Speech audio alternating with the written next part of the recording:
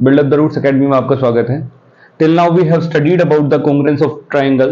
We have studied the two criteria about the congruence of triangle.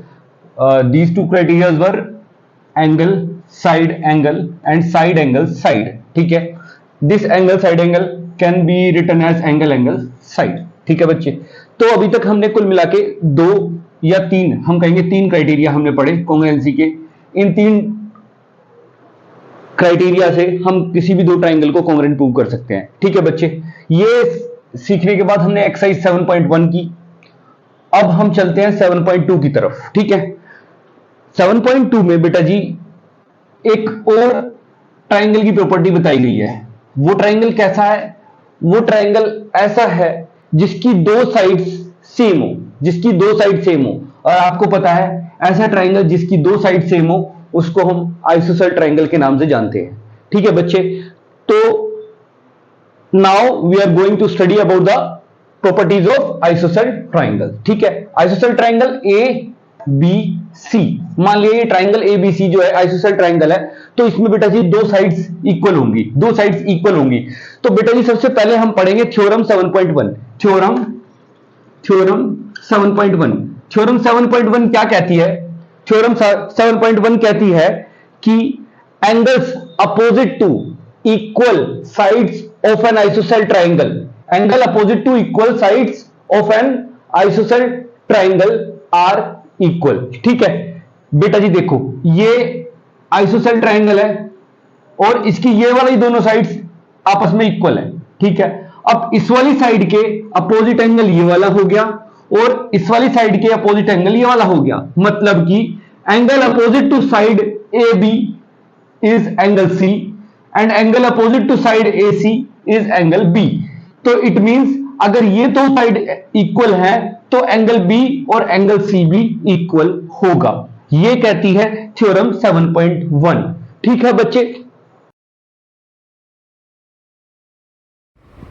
हाँ तो बच्चे अब हम चलते हैं थ्योरम 7.1 की तरफ। 7.1 थ्योरम आपकी डायरेक्ट एग्ज़ाम में डायरेक्ट प्रूव करने के लिए भी आ सकती है। तो बच्चे जब आपको प्रूव करने के लिए आएगी तो वहाँ पे एक स्टेटमेंट दी होगी। वो स्टेटमेंट क्या होगी? Prove that angles opposite to equal sides of an isosceles triangle are equal. तो बेटा जी वो स्टेटमेंट कुछ इस तरीके से लिखी होगी, angles opposite to two equal sides of an isosceles triangle are equal. ठीक है, तो ये प्रूव करने के लिए स्टेटमेंट आएगी। तो बच्चे हमें क्या करना होगा उसमें क्या करना होगा? अब बेटा जी देखो, जैसे आप स्टेटमेंट पढ़ रहे हो, इस स्टेटमेंट को पढ़ने के बाद आपको क्या पता लगता है कि इसमें दो साइड्स इक्वल दी हुई है। यह आइसोसेल ट्राइंगल है और इसमें दो साइड्स इक्वल दी हुई है। ठीक है, अब वो दो साइड्स कौन कौन सी हैं? ए बी और ए सी। ठीक है, ये दो साइड्स हैं ए बी और ए सी। ठीक है, और हमें प्रूव क्या करना है? हमें प्रूव क्या करना है बच्चे? सबसे पहले हम गिवन लिख लेते हैं, A B is equal to A C. ठीक है, लिख लो। ठीक है, A B is equal to A C. ठीक है,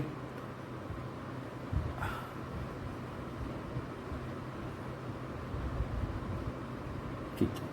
हाँ तो बच्चे अब क्या है? अब in an isosceles triangle A B C, A B is equal to A C.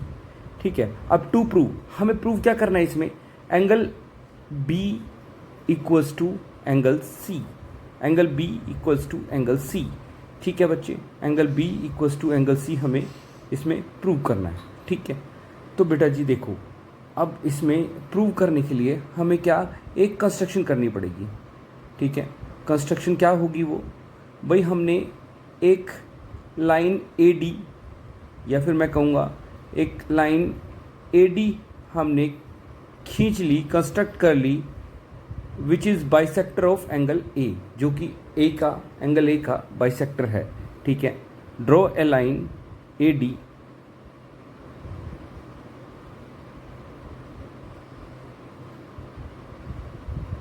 Bisector of angle ए। ठीक है बच्चे, ये मैंने इसकी कंस्ट्रक्शन हो गई मेरी। ठीक है, अब कंस्ट्रक्शन करने के बाद बेटा अब हमें दो एंगल्स इक्वल प्रूव करने हैं। तो मैंने आपको बता रखा है कि कभी भी कोई दो ट्राइंगल में दो ट्राइंगल के दो एंगल इक्वल प्रूव करने हैं तो बच्चे उन दोनों ट्राइंगल्स को कॉन्ग्रुएंट प्रूव कर लो। तो बच्चे जैसे ही मैंने AD को कंस्ट्रक्ट किया तो ये ट्राइंगल ABC दो ट्राइंगल्स में डिवाइड हो गया। वो दो ट्राइंगल कौन से हैं? ADB और ADC।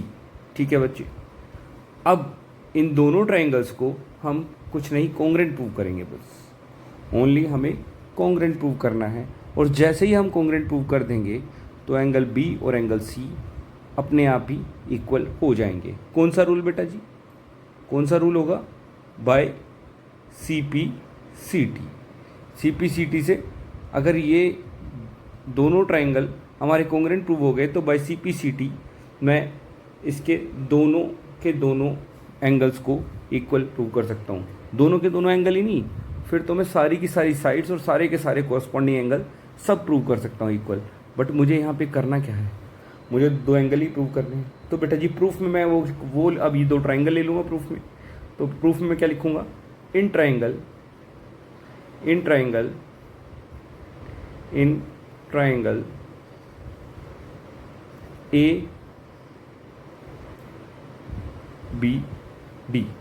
ABD and in triangle ACD। ABD और ACD मैंने दो ट्राइंगल ले लिए।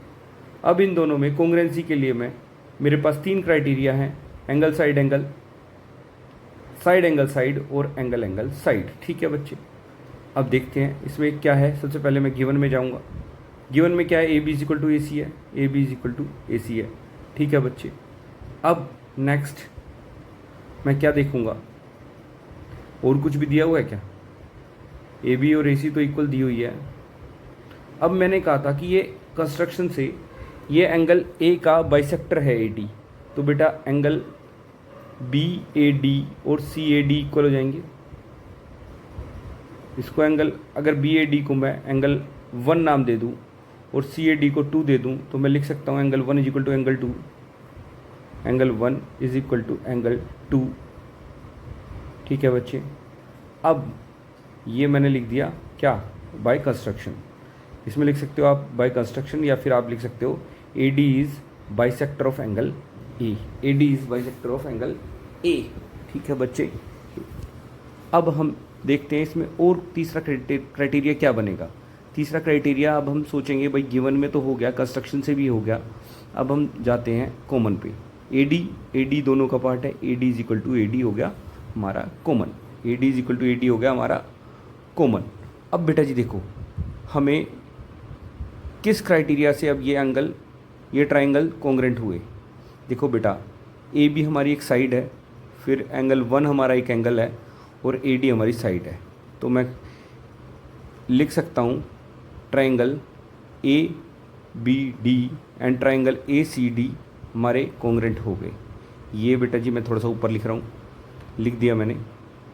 ट्राइंगल ABD और ट्राइंगल ACD आपस में इक्वल हो गए। और बेटा जी जब ये इक्वल हो गए तो ये एंगल B और एंगल C भी इक्वल हो गए। एंगल B और एंगल C भी इक्वल हो गए बाय CP/CT। ठीक है बच्चे, ठीक है, थोड़ा सा मिटा देता हूँ। ठीक है, बाय CP/CT ये जो है एंगल्स हमारे इक्वल हो गए। ठीक है बच्चे, अब मैं कह सकता हूँ कि जब ये एंगल इक्वल हो गए तो अब मैं कह सकता हूँ कि भाई ये जो दो ट्राइंगल्स के दो साइड इक्वल थी तो उनके दो एंगल्स भी, अपोजिट एंगल्स भी इक्वल होंगे। तो बेटा जी अब मैं लिख सकता हूँ हैंस प्रूव।